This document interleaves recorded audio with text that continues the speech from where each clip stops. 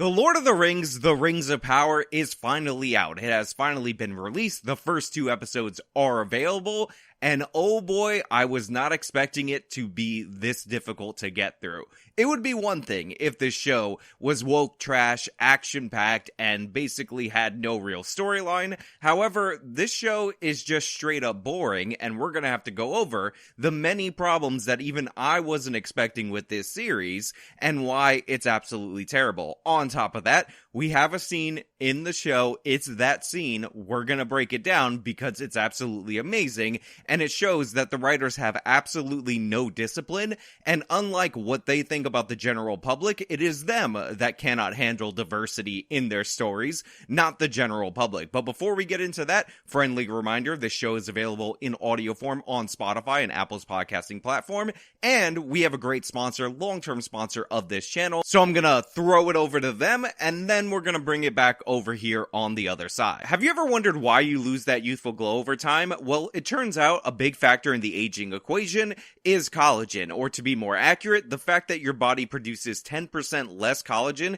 each and every decade, and thus you don't have that glue that binds your skin together, making it look young. So what do you do about this? I recommend supplementing with Health with Justice, and the reason I recommend this collagen powder is unlike the other ones that you'll find over the store, is that this one contains about 5 different types of collagen, and it comes with the 60-day money-back guarantee.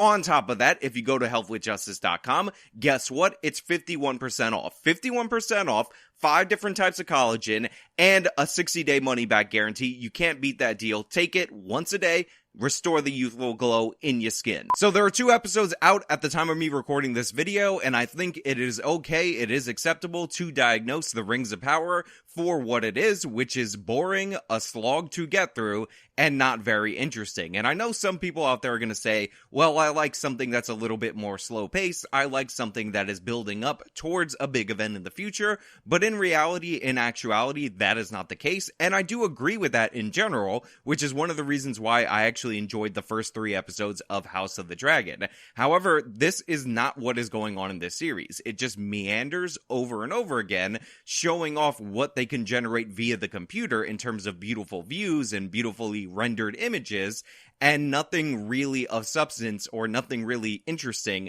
occurs throughout the course of the series. And one of the biggest problems that is plaguing this series is the fact that the characters are uninteresting. They're not entertaining. They're not fun to watch. And chief among them is my girl, Galadriel. I've seen a lot of talking about my girl Galadriel. Yeah. So this character is exactly what you've expected from the trailers to the T, if not significantly worse than what you expected based on how they were talking about her and how they were showing her off. She basically operates with one expression. She never changes this face throughout the course of the series. She's that character that I'm a girl boss, I'm definitely 100% cool and right and correct all the time, and all these stupid cowardly men are all around me, but I'm a girl and a girl boss and I can fight off everything kind of character. She's not interesting to watch. The way they introduce her was not very fun. They showed us a clip of her as a child, and she makes a boat, and then the boys throw the rocks at the boat because boys are mean and patriarchy. Smash the patriarchy, girl boss against the patriarchy. You all understand where I'm going with this. And overall, she's just the worst aspect of the show, which is a big problem because she's the main character in the show. There's a great scene early on that really exemplifies one of the problems in this series, and that is when they fight off an ice troll. And just so you guys know, Galadriel is teamed up with a unit of elves that are all male. She's the commander of those elves, and when the ice troll comes up to fight them, all of the elves are useless, but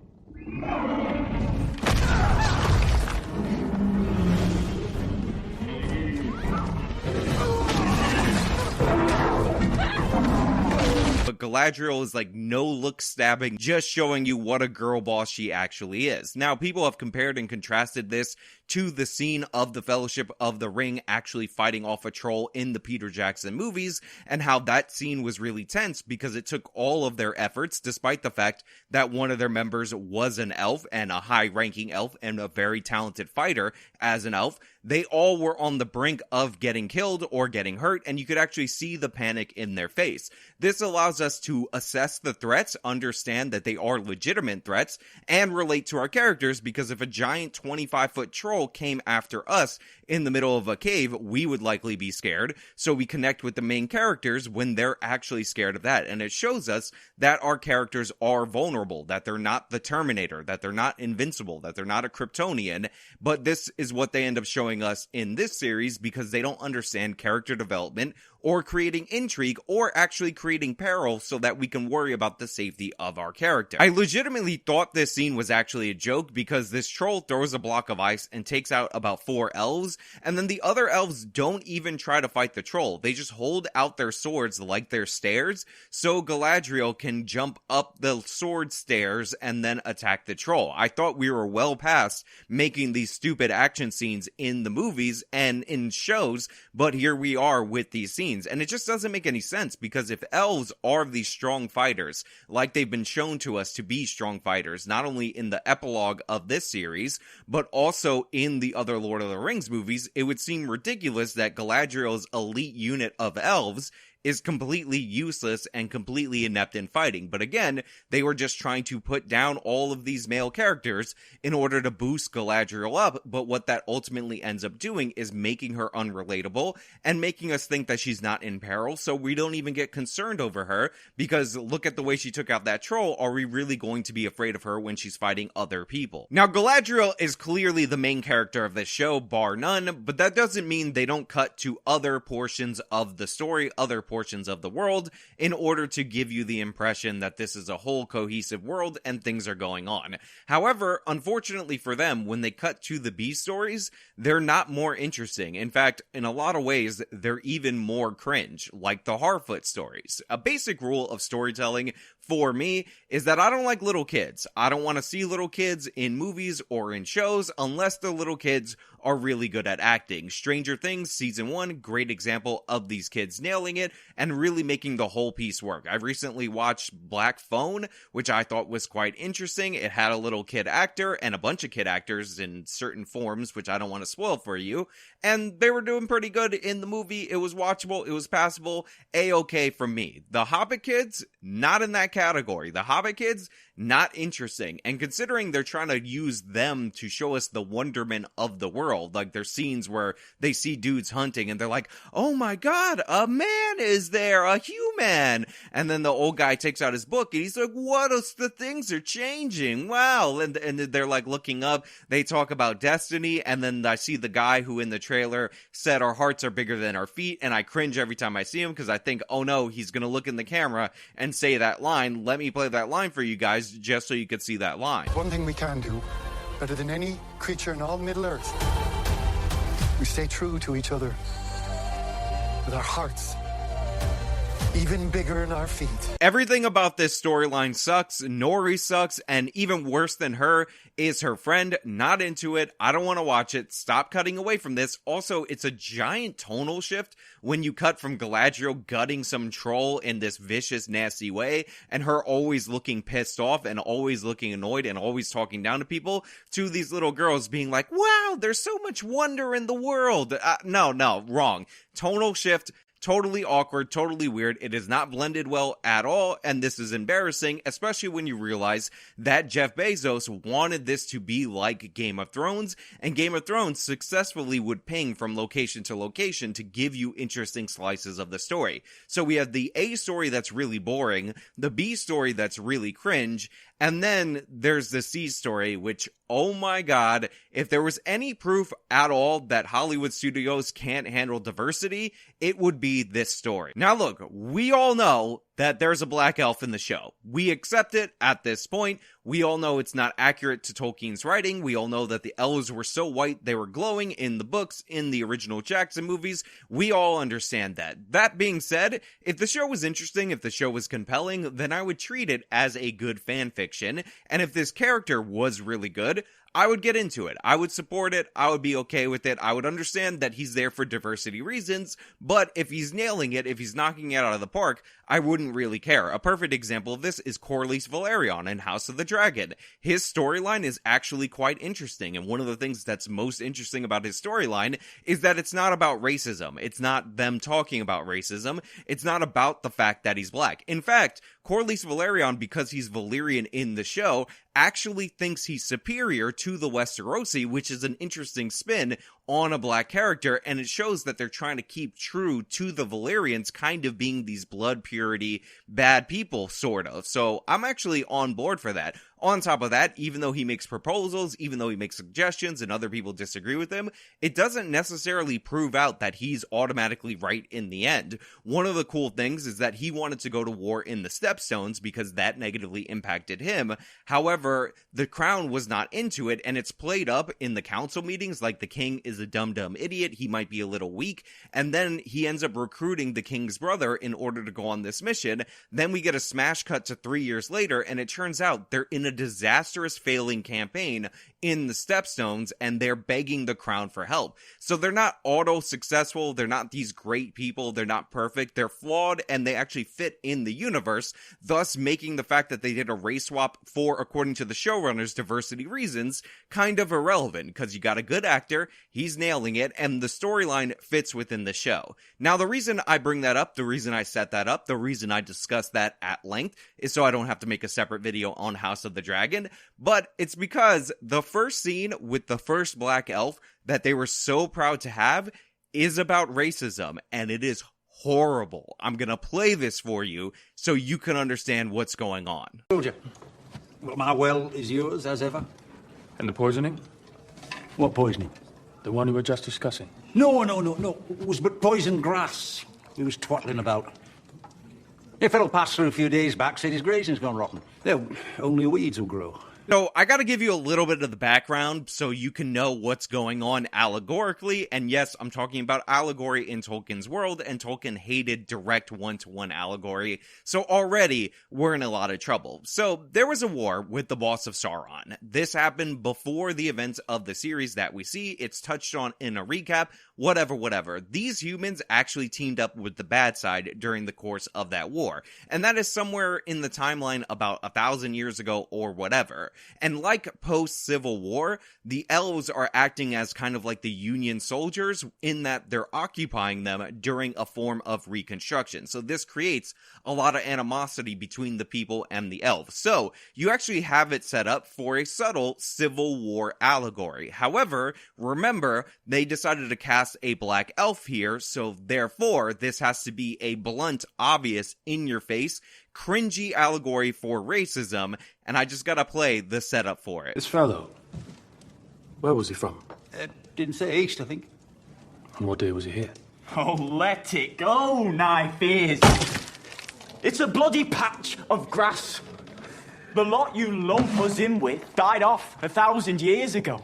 When are you people gonna let the past go? To answer your question, yes. That was an actual scene in a Lord of the Rings show. That was actually written down by writers. It was vetted from first draft to all the way to completion. They then shot it. They then had the actors say the lines while they were shooting it, and they decided that they were going to leave it in the show.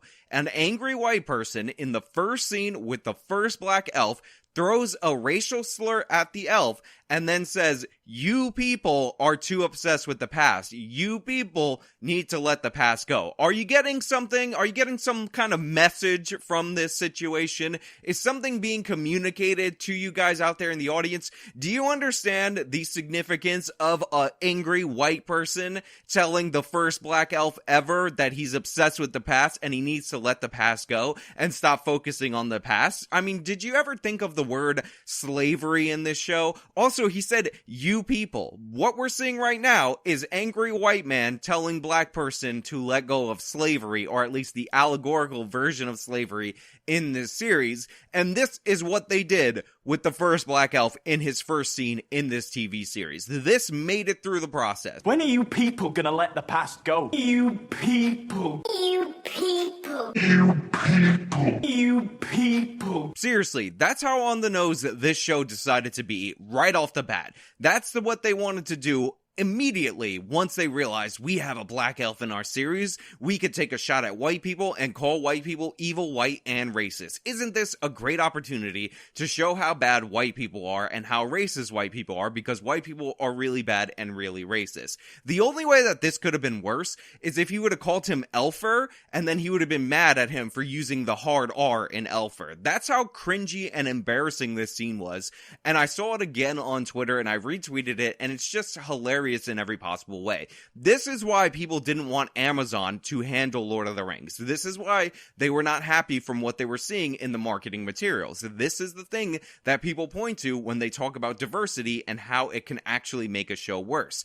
Picture perfect example, the writers couldn't help themselves, and again, this is just the first scene with them, so I'm assuming this will be with us throughout the course of the series. They can't do a House of the Dragon where anything related to that is implied, and actually it's a little bit of a head spin, because the guy's actually Valyrian. They can't do any of that. They're like, nope, we gotta do immediately blunt, having a human character say you people, using a racial epithet, and then talking about how black people, elves, never let go of the past. Those darn elves never let go of what happened in the past. You people gonna let the past go. Another thing that you'll notice, by the way, is that Amazon actually requires at least 50% of speaking roles to go to women, not straights, or to minorities. So try watching this series and think about who's speaking and who's in the background over and over again, and try not to notice it now that I've told you that. Is over.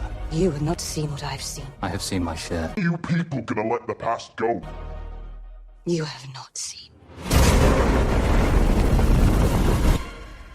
what I have seen. You people gonna let the past go. Also, there's something else that's absolutely amazing about this show, and that is, this show can actually look incredibly expensive, like otherworldly expensive, and cheap at the same exact time. And what do I mean by that? Well, when they're panning out and showing you the establishing shots, they're showing you the environments and all that, you see where the money is. You see that they put a huge chunk of that money on screen. When you're looking at the costumes, some of them look very intricate, very detailed. Not all of them, but we'll get into that a little bit later in maybe another video. However, one of the things that you'll notice is that a lot of the dialogue is shot in close-up, shot, reverse shot with a blurred background. Now, for those of you who are not super film savvy, the cheapest way to shoot dialogue is via close-up. And this is because you only have to light for the face, and if you're blurring the background, you don't really need a lot of interesting stuff in the background. And also considering that a lot of this is in front of the green screen, you could actually just project the blurred background in post-production